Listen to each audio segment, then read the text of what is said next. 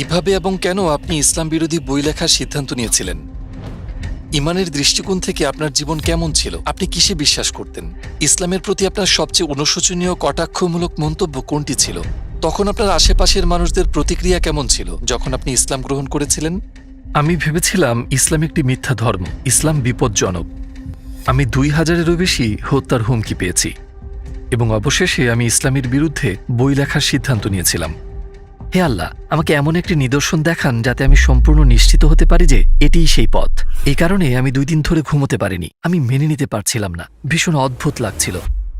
আসসালামু আলাইকুম জোরাম ভ্যান ক্লাভেরেন ভাই, আমাদের আমন্ত্রণ গ্রহণের জন্য আপনাকে অসংখ্য ধন্যবাদ এবং আপনাকে আমাদের মাঝে পেয়ে আমরা আনন্দিত। প্রথমে আপনাকে জিজ্ঞেস করতে চাই, জোরাম কে? ওয়ালাইকুম আসসালাম। আপনাকেও অসংখ্য ধন্যবাদ আমাকে আমন্ত্রণ করার জন্য। এখানে আসতে পেরে আমি খুবই গর্বিত। জোরাম ভ্যান ক্লাভেরেন ২৩শে জানুয়ারি জন্মগ্রহণ করেন ১৯৭৯ সালে অ্যামস্টারডাম শহরে একটি খুবই সাধারণ পরিবারে। বাবা, মা, ভাই, ছোট বোন, একটি বিড়াল। অ্যামস্টারডামেই আমার জন্ম এবং বেড়ে ওঠা একটি সক্রিয় প্রোটেস্ট্যান্ট খ্রিস্টান পরিবারে। উচ্চ মাধ্যমিক শেষ করার পর তুলনামূলক ধর্মতত্ত্ব নিয়ে পড়াশোনা শুরু করি। কয়েক বছর শিক্ষকতা করেছি। নেদারল্যান্ডসে তখন অনেক কিছুই ঘটেছে, বিশেষ করে আমার জীবনে।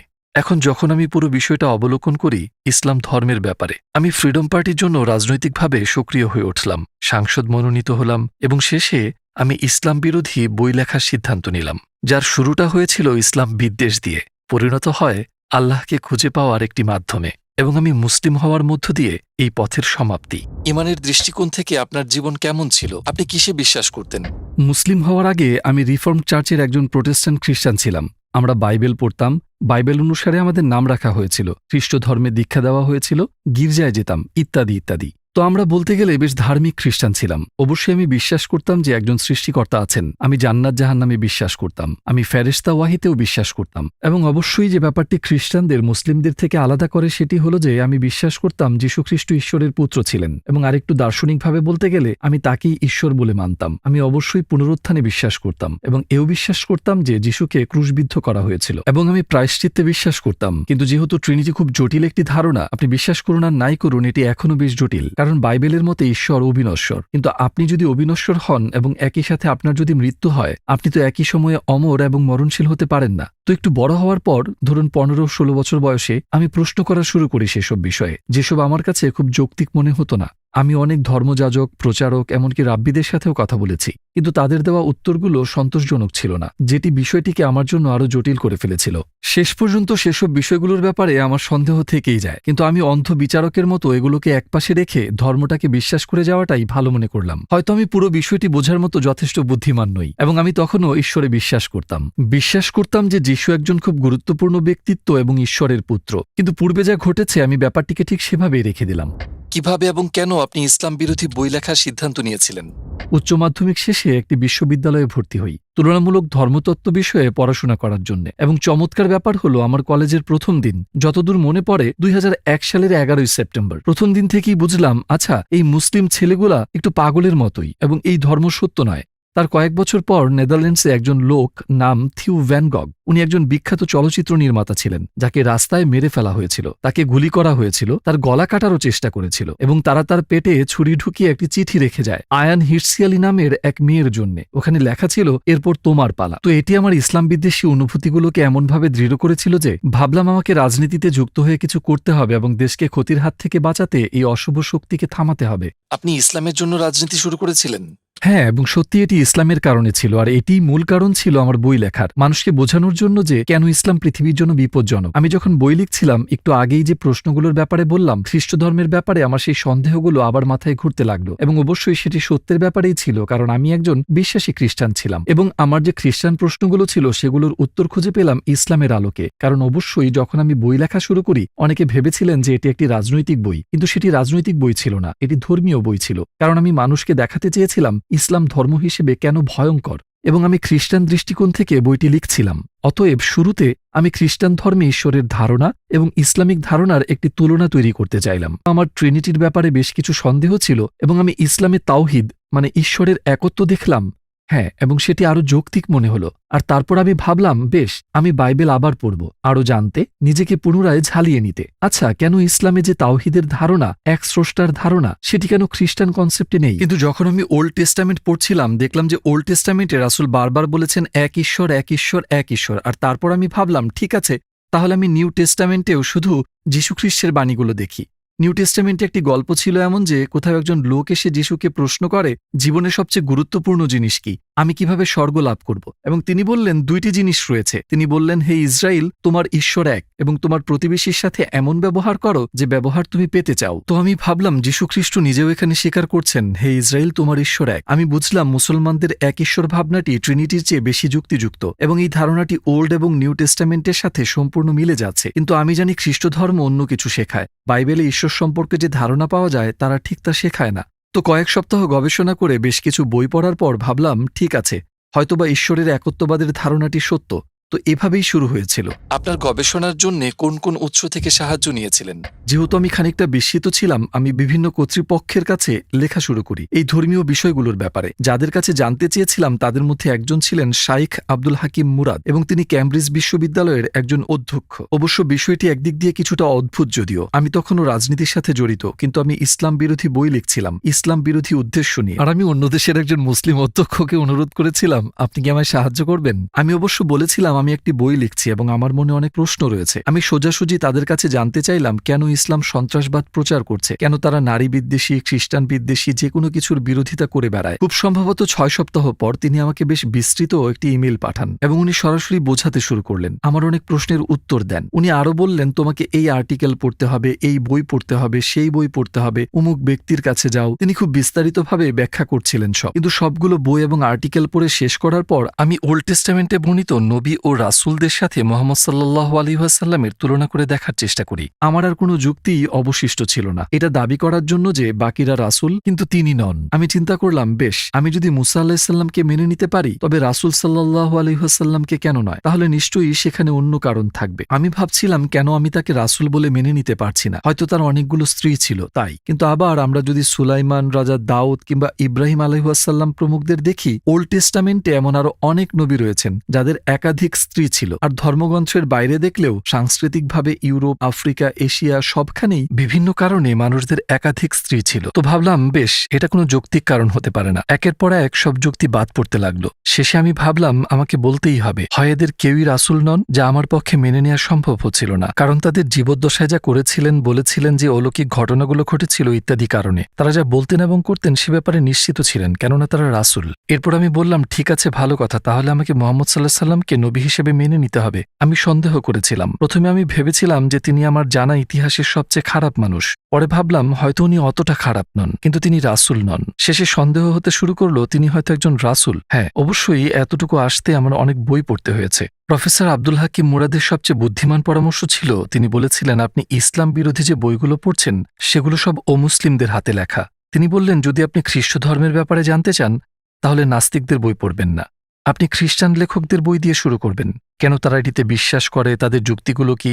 আপনাকে ইসলামের বিষয়েও ঠিক একই কাজ করতে হবে। তো আপনি ইসলামের ধর্মীয় শিক্ষক, পণ্ডিত, তাদের বই পড়া শুরু করুন। আর তখন আপনি জানতে পারবেন, যদি আপনি বইগুলোর তুলনা করেন, তো একই বিষয় নিয়ে মুসলিম লেখকরা লিখেছেন একভাবে এবং অমুসলিমরা লিখেছে অন্যভাবে। আপনি বুঝতে পারবেন কোথায় তারা ভুল করেছে, কোন জায়গায় তারা শব্দের ভুল ব্যাখ্যা করেছে। কখনো হয়তো না জেনেই তারা ভুল করে ফেলে, কিন্তু যেহেতু তারা বোঝেনি কোথায় কি ভুল হয়েছে বা কোথাও কিছু বাদ পড়েছে কিনা, তো দিন শেষে আপনি দেখবেন ঠিক এসব ভুলভ্রান্তির কারণেই প্রতিদিন নতুন নতুন ধর্ম তৈরি হচ্ছে। আমি তার পরামর্শই অনুসরণ করলাম। আমি রাসূল সাল্লাল্লাহু আলাইহি ওয়াসাল্লামের জীবনী পড়েছি তার কথা মতে। আমি মার্টিন লিংসের the life of the prophet based on the earliest source of Muhammad পড়েছি। মার্টিন ধর্মান্তরিত ব্যক্তি ছিলেন, তো তার দেখানো যুক্তির ধরন, তার লেখার পদ্ধতি সবকিছু আমাকে আকৃষ্ট করেছিল, কারণ কোনো একটি বিষয়ে আমাদের দুজনের চিন্তার ধরন সম্পূর্ণ এক ছিল। বইটি পড়ার পরেই প্রথম আমি তাকে একজন সামরিক নেতার দৃষ্টিতে দেখা বন্ধ করি, কারণ আগে তার কথা চিন্তা করলেই মাথায় শুধু যোদ্ধার ছবি ভাসত। কিন্তু বইটি পড়ে আমি তাকে একজন বাবার ভূমিকায় দেখতে পাই, একজন বন্ধু, শিক্ষক ইত্যাদি। তার অনেক চরিত্র আমার সামনে আসে এবং আমি চাইলেই অনেক কিছুই বলতে পারি, কিন্তু এটা কখনোই বলতে পারবো না যে তিনি ভালো মানুষ নন। তো তার চরিত্র আমাকে তার ব্যাপারে আরও পড়তে ও জানতে আগ্রহী করে তোলে। আপনার গবেষণায় কোন বিষয়টি আপনাকে অবাক করেছে?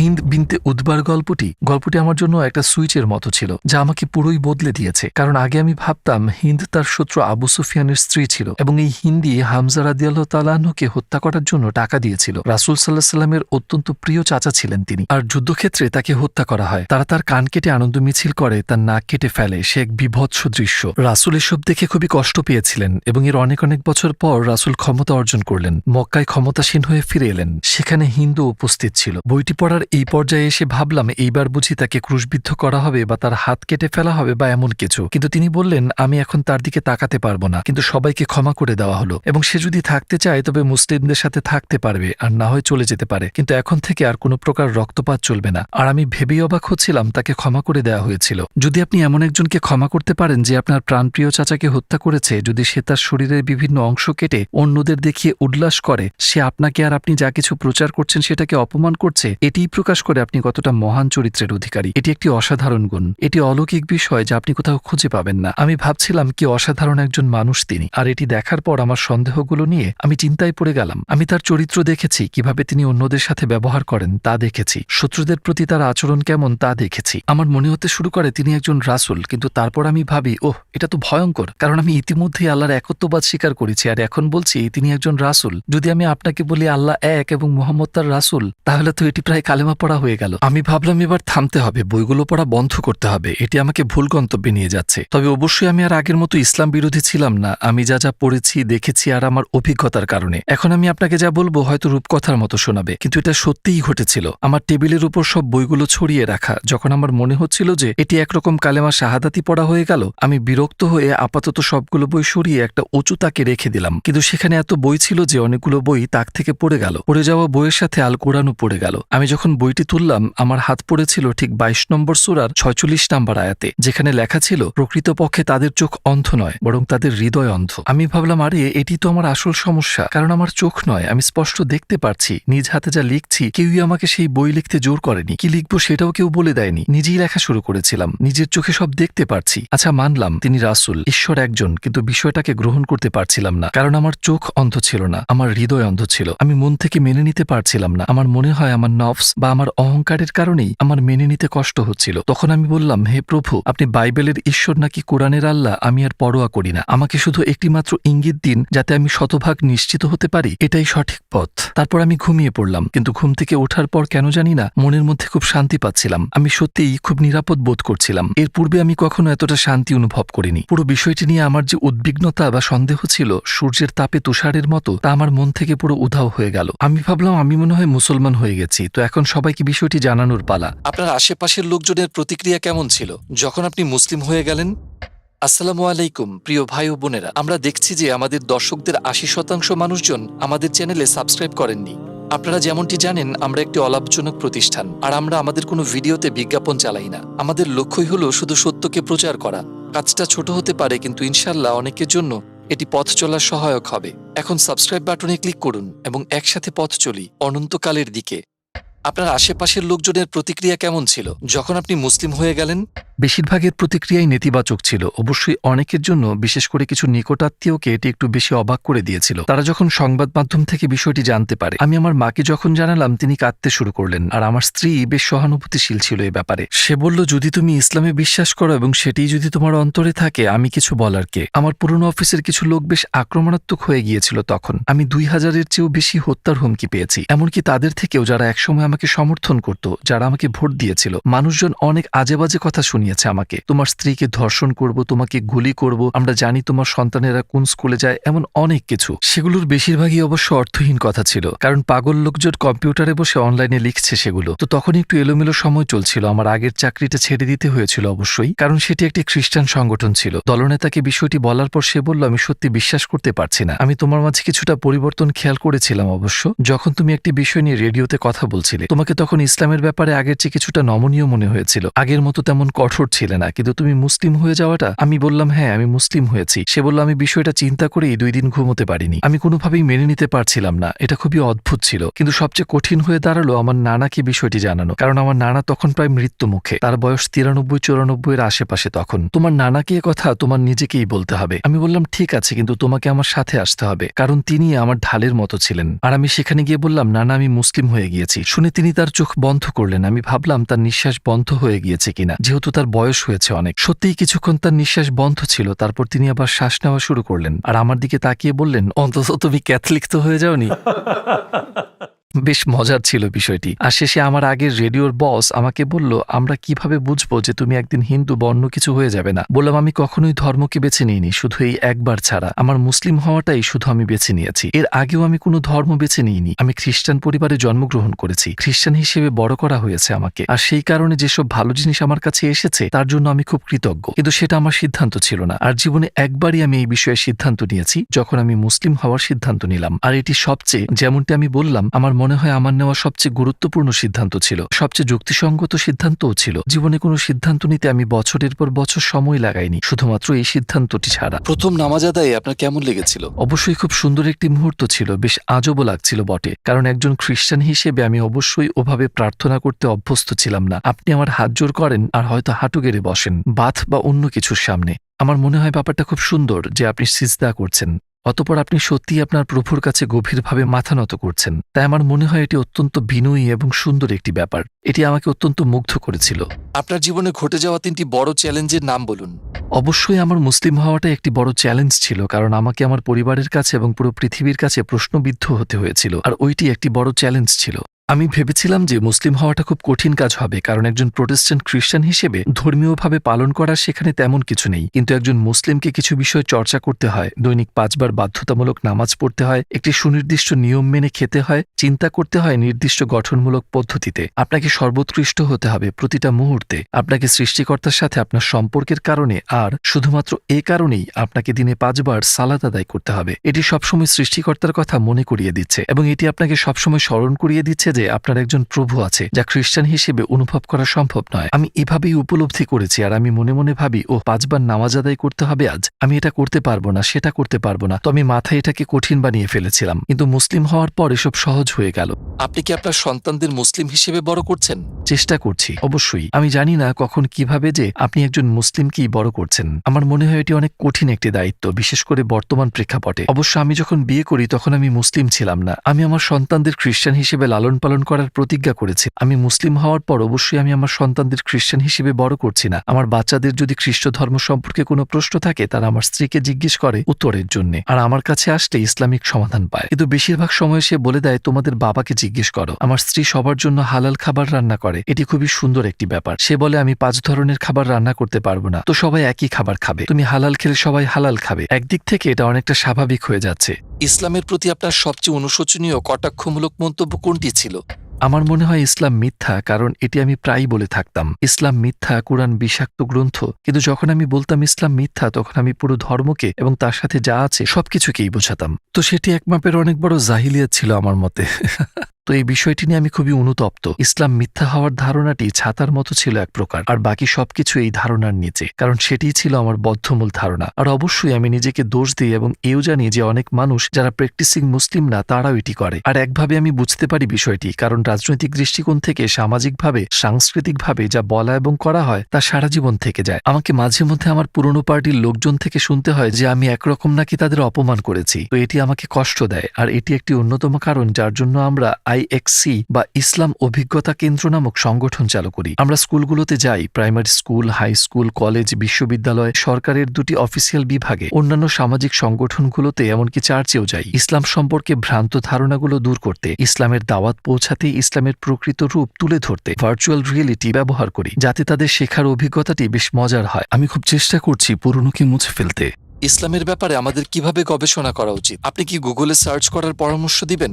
না, আমি কোনোভাবেই গুগলের পরামর্শ দিব না, কিংবা গুগল সার্চ করা আমার সর্বশেষ পরামর্শ হবে। বরং আমি মনে করি বই হাতে নিয়ে পড়াটা খুব গুরুত্বপূর্ণ। আমি মার্টিন লিন্সের লেখা মুহাম্মদ সাল্লাল্লাহু আলাইহি ওয়াসাল্লাম আরবের আদি ইতিহাস ও ঐতিহ্য নির্ভর জীবনী বইটি পড়তে বলবো, যে বইটি সম্পর্কে আগেই বলেছি সবুজ রঙের। আর আমি মনে করি প্রথমেই আমাদের কোরআন নিয়ে গভীরভাবে ঘাটাঘাটি না করাই উচিত, কারণ এটি খুবই জটিল একটি কিতাব। আর আপনার যদি এমন কেউ না থাকে যে আপনাকে শিখিয়ে দিবে আপনি কি পড়ছেন, বিশেষ করে অনেকেই আছেন যারা ইসলামের ব্যাপারে কিছুই জানেন না, আরবি ভাষা পারে না বা আরব দেশের মানুষ নন, তখন আপনাকে কোরআনের ব্যাখ্যা পড়তে হবে বা অনুবাদ পড়তে হবে, এবং অনেক ক্ষেত্রেই সেগুলো পুরো সত্য নাও হতে পারে। তো আমি সবাইকে পরামর্শ দিব সিরাত, রাসূল সাল্লাল্লাহু আলাইহি ওয়াসাল্লামের জীবনী পড়তে, রাসূলের চরিত্র ও জীবন নিয়ে পড়াশোনা করতে, কারণ সেসব ইতিহাসও আমাদের অনেক কিছু শেখায়। তার জীবনটাই ছিল কোরআন, তিনি নিজেই জলজন্ত কোরআন ছিলেন। তার সুন্নাহ নিয়ে পড়াশোনা করুন, আর আমার মতে এটি ইসলামকে খুঁজে পাওয়ার সর্বশ্রেষ্ঠ উপায়।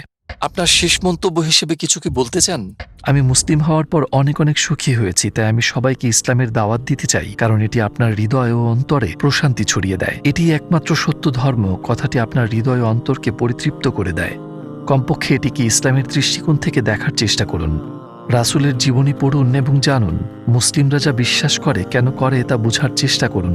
মুসলিমদের ব্যবহার দেখে সিদ্ধান্ত নেবেন না, কারণ সব মুসলিম কিন্তু প্রকৃত মুসলিম নয়। আমিও প্রকৃত মুসলিম হতে পারিনি এখনো, আমিও সবসময় মুসলিমদের মতো চলতে পারি না। আমি সহ আমাদের সবারই চলা উচিত, কিন্তু আপনি সব উদাহরণের শ্রেষ্ঠ উদাহরণ রাসূলকে অনুসরণ করুন। আপনি যদি তার জীবনী পড়েন তাহলে হয়তো আপনি নিশ্চয়ই সত্যের সঠিক দিক নির্দেশনা পাবেন।